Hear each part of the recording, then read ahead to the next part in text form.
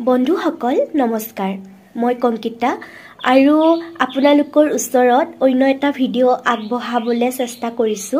আজিৰ ভিডিঅ'টোত হয়তো বহুখিনিকত ভুলো হ'ব পাৰে ভুল হোৱাখিনি আপোনালোকে শুধৰাই দিব বুলি মই আশা কৰিছো আৰু লগতে কিবা যদি নকবলগীয়া কৈছো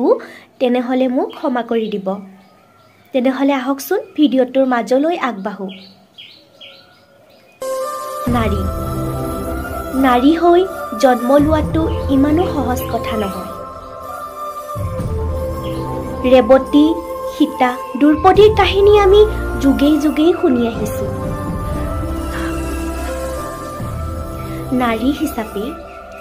আপোনাক মন্দিৰত তিলিঙা বজাই দেৱী ৰূপে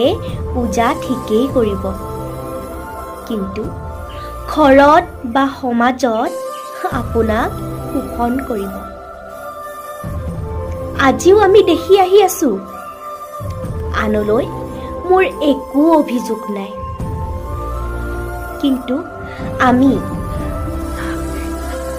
আপুনি মই নাৰী হিচাপে কৰিনো আছো কি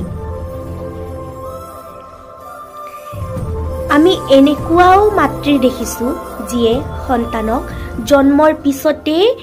ডাষ্টবিনত হাবিৰ মাজত পেলাই থৈ যাবলৈও কুণ্ঠাবোধ নকৰে